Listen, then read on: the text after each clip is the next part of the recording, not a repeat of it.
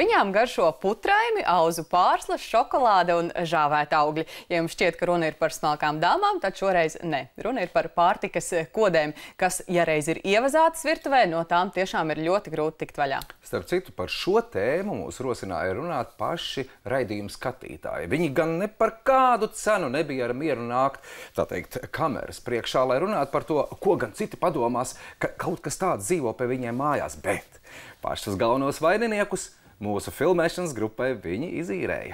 Jā, un jūs, protams, rakstiet mums, ja kāds jums satrauca uz mūsu raidījumu uz e-pastu 4studija@ltv.lv, bet nu gan dosimies iepirkties kopā ar Ralfu Šēniņu.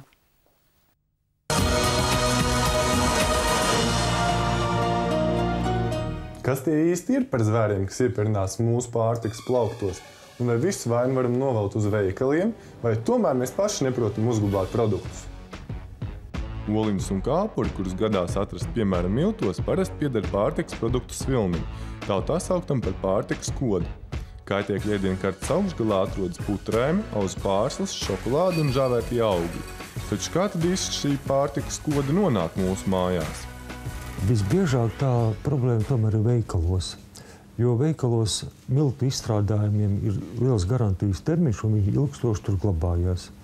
Vasarā tauriņi izlido ārā, izlido uz noliktavām, un tur kaut kur klusiņām dzīvojās. Un tad mātīte sadēja olas uz miltu pakām, uz putrei, uz muslipakām, un tad cilvēki atnes mājās. Tātad visticamāk ar olinām invidētos produktus mēs atnesam no veikala. Bet cik tad bieži par šo problēmu sūdzas patērētāji?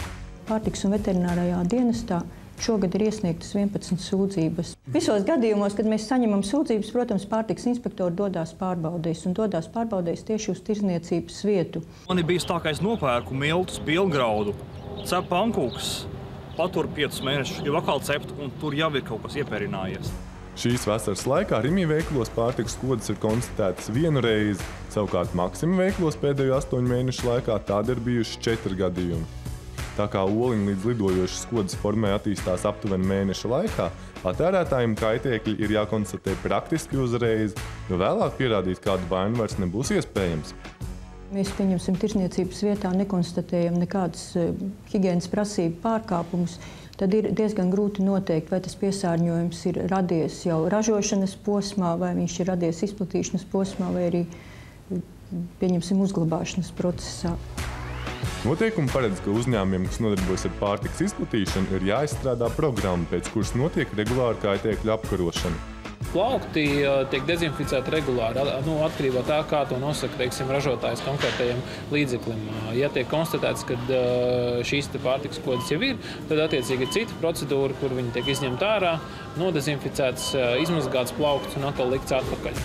Lai izvairītos no kaitēkļu savērošanās mājas apstākļos, ieteicams produktus glabāt slēgtos stikla traukos, jo pat, ja produktā būs kādi kaitēkļi, tie nespēs iepirināties blakus esošajos iepakojumos. Savukārt, ja vēlaties būt pilnīgi drošs, ka kaitēkļi nebūs, jāķeras pie citām metodēm. 2 varianti. Viens ir ielikt saldētavā, izsaldēt viņus uz kādu diennakti, ja? Un otrs ir ielikt cepeškrāsnī, uzsildīt uz kādiem 60 grādiem, un tad viss aiziet bojā. Lai gan tīri teorētiski veikalos kukaiņiem nevajadzētu būt, kaut kā mēs tos tomēr mājās atnesam.